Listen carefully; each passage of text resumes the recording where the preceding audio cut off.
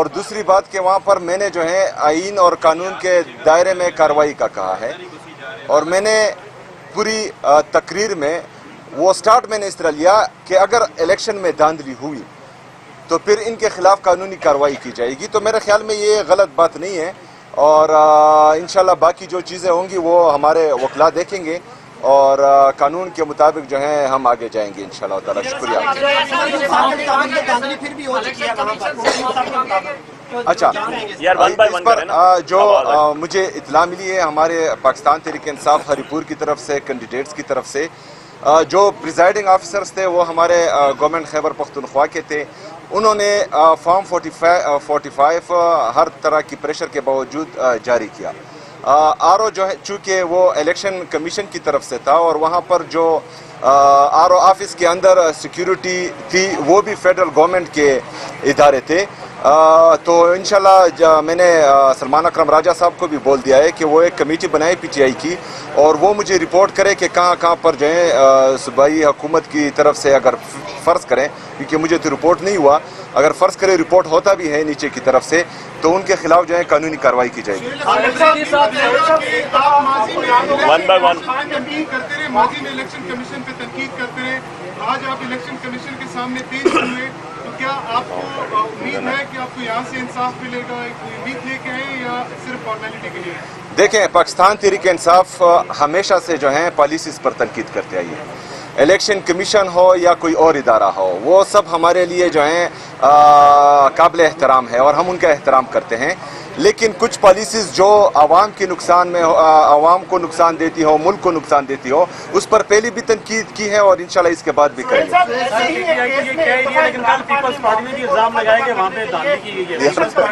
ایک منٹ. جی نہیں ہم تو جواب فائل کریں گے، بس جواب فائل کریں گے. ہم جواب فائل کریں گے.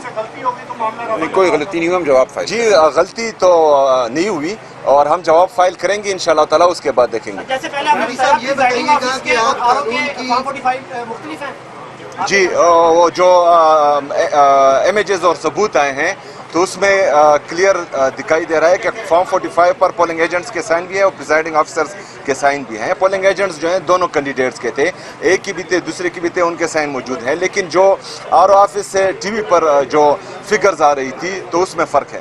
سہیل افریدی صاحب یہ بتائیے گا کہ آپ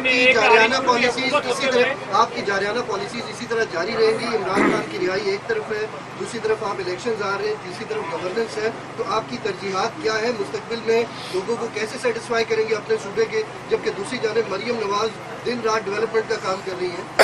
اچھا، سب سے پہلے تو ہماری کوئی بھی اننگ جارحانہ نہیں ہے. تمام اننگز ہمارے جو ہیں آئینی اور قانونی ہے، اور آئین اور قانون کے مطابق جو ہیں ہم حق اور سچ بات کر رہے ہیں. کسی کو جارحانہ لگ رہا ہے، کسی کو تلخ لگ رہا ہے، تو انشاءاللہ تعالی ہم آئین اور قانون کے مطابق بات کریں گے. جی یار، اس نے جو ہے فل ٹاس دیا ہے، چکا مارنے دو یار. اچھا، دوسری بات جو پنجاب کی وزیراعلیٰ وہاں پر کر رہی ہے، تو میں اپنے تمام میڈیاز کے لوگوں سے کہتا ہوں، بار بار کہتا ہوں کہ ہم بھی چاہتے ہیں کہ ہم وہاں ترقی کریں، تو ہمارے ساتھ امتیازی سلوک نہ کیا جائے. جو 3000 ارب روپے سے زیادہ ہمارا وفاق پر واجب الادا رقم ہے وہ ہمیں دیں، تاکہ وہاں پر جو ہے ہم مزید ترقی کریں. وہاں پر ترقی ہو رہی ہے، اسی وجہ سے خیبر پختونخوا کی عوام تیسری دفعہ جو ہے وہ عمران خان کو ووٹ دے رہی ہے.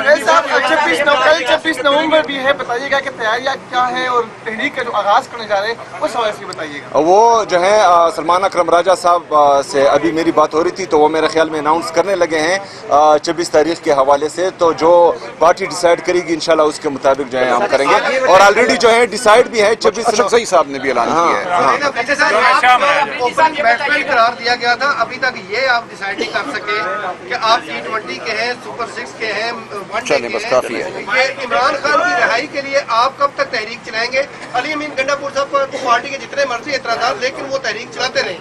تحریک ہماری بھی چل رہی ہے اور یہ انشاءاللہ تعالی آگے بھی جائے گی اور آپ کو نظر آئے گا. بہت شکریہ جی، مہربانی. ان پر ہے.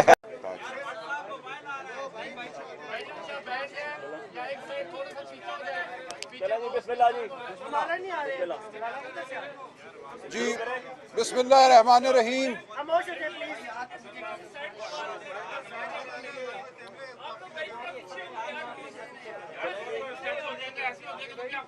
شروع کریں تھوڑا سا. جی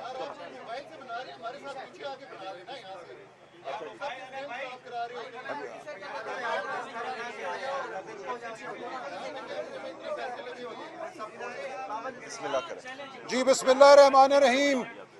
آج وزیر اعلیٰ خیبر پختونخوا جناب سہیل خان آفریدی صاحب الیکشن کمیشن آف پاکستان کے روبرو پیش ہوئے.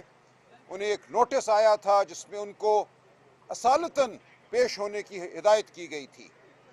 وزیر اعلیٰ صاحب نے قانون کی اطاعت کی. ہمارے جو بھی تحفظات ہوں الیکشن کے حوالے سے اس ملک میں جو اس وقت فضا ہے، جس طرح سے عوام کے ووٹ کے ساتھ معاملہ کیا جا رہا ہے، ہم اس حوالے سے اپنا بھرپور بیانیہ رکھتے ہیں اور ایک وائٹ پیپر ہری پور کے حوالے سے بھی جلد شائع کریں گے. لیکن ہم کسی کو یہ موقع نہیں دیں گے کہ یہ کہا جائے کہ ہم نے قانون کی اطاعت نہیں کی. جو بھی قانون کا لفظ ہے ہم اس کی اطاعت بہرحال کریں گے. قانون کی روح ایک اور چیز ہے. ہم روح کو بھی ٹٹولتے رہیں گے، ڈھونڈتے رہیں گے کہ اس ملک میں قانون کی کوئی روح باقی ہے یا صرف لفظ باقی ہیں. آج ہم نے، ہمارے وکیل صاحب علی بخاری صاحب نے الیکشن کمیشن کے سامنے اعتراضات رکھے اس حوالے سے کہ دیگر لوگ جو اس الیکشن میں صوبہ خیبر پختونخوا میں جا کر گفتگو کرتے رہے، پنجاب سے جا کے جو وہاں گفتگو ہوئی، اس حوالے سے جو ہماری درخواستیں ہیں ان کو آج سماعت کے لیے نہیں لگایا گیا. تو ہماری استدعا ہے کہ ہر فریق کے ساتھ ایک قسم کا سلوک ہو. یہ نہیں ہو سکتا کہ وزیر اعلیٰ صاحب کے کسی جملے کو سیاق و سباق سے ہٹ کر اٹھایا جائے اور ان پہ الزام لگا دیا جائے. ہمارا موقف بالکل واضح ہے. وزیر اعلیٰ خیبر پختونخوا نے کسی کو کوئی دھمکی نہیں دی غیر قانونی نوعیت کی.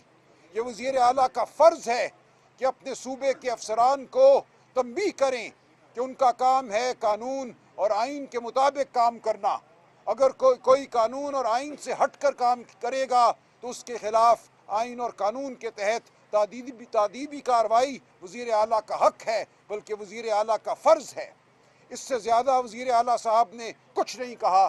ہم اپنا تفصیلی جواب الیکشن کمیشن میں دائر کریں گے اور اس میں تمام تفصیلات سامنے ہوں گی. لہٰذا جو الزام لگایا گیا ہے وزیر اعلیٰ صاحب پر وہ بالکل بے بنیاد ہے. یہ بھی ہم نے الیکشن کمیشن کو بتایا کہ اسی نوعیت کی ایک درخواست صوبہ خیبر پختونخوا میں بھی زیر سماعت ہے. وہاں کی الیکشن کمیشن کی انتظامیہ نے بھی ایک نوٹس دے رکھا ہے. دو جگہ پہ ایک ہی حوالے سے کارروائی نہیں چل سکتی. یہ تمام قانونی نکات ہیں، لیکن موٹی بات یہ ہے کہ وزیر اعلیٰ صاحب نے کسی کو کوئی دھمکی نہیں دی. قانون کے حوالے سے بات کرنا، یہ کہنا کہ قانون پر عمل کرو ورنہ تمہارے خلاف کارروائی ہوگی، یہ کوئی دھمکی نہیں ہے. کسی صورت بھی الیکشن کے عمل میں دخل اندازی نہیں کی گئی. وزیر اعلیٰ صاحب ہری پور گئے تک نہیں. تو انشاءاللہ اس مرحلے سے بھی ہم سرخرو ہوں گے. آئندہ کے لیے وزیر اعلیٰ صاحب کی اصالتاً حاضری کو ختم کر دیا گیا ہے. آئندہ وزیر اعلیٰ صاحب کو یہاں پیش ہونے کی ضرورت نہیں ہے. تو باقی بات میں چاہوں گا کہ ہمارے دوست علی بخاری صاحب کریں، پھر وزیر اعلیٰ صاحب بات کریں گے. جی بسم اللہ الرحمن الرحیم. تفصیلی بات سلمان اکرم راجہ صاحب کر چکے ہیں اور جو ساری پروسیڈنگز تھی وہ بھی آپ کو بتا چکے ہیں سلمان اکرم راجہ صاحب. اس کے علاوہ ہم نے جو 2 پوائنٹس لیے کہ مینٹینیبلٹی کو پہلے ڈیسائیڈ کریں کہ آیا آپ نے یہ article 218 sub class 3 of constitution آپ نے یہ ٹیک اپ کیا ہے، اور اگر یہی چیز 234 الیکشن ایکٹ کے تحت آر او یا ڈی آر او یا جو ڈی ایم او وہاں پر بنے ہوئے تھے ہری پور کے، انہوں نے ٹیک اپ کر لی ہیں، تو پہلے یہ ڈیسائیڈ کریں گے کون سنے گا. وہاں بھی 28 کی تاریخ رکھی ہوئی ہے انہوں نے اس وقت جواب.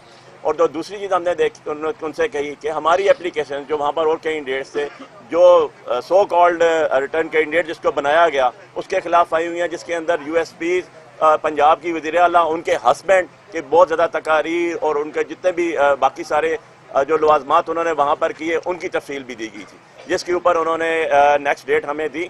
اور اب ہم نے مینٹینیبلٹی اور رپلائی بہت سبمٹ کرنے ہیں. ساتھ انہوں نے سی ایم صاحب کی ایگزامشن جو ہے اس کو بھی مستثنا قرار دے دیے گئے. Thank you. جی وزیر اعلیٰ صاحب.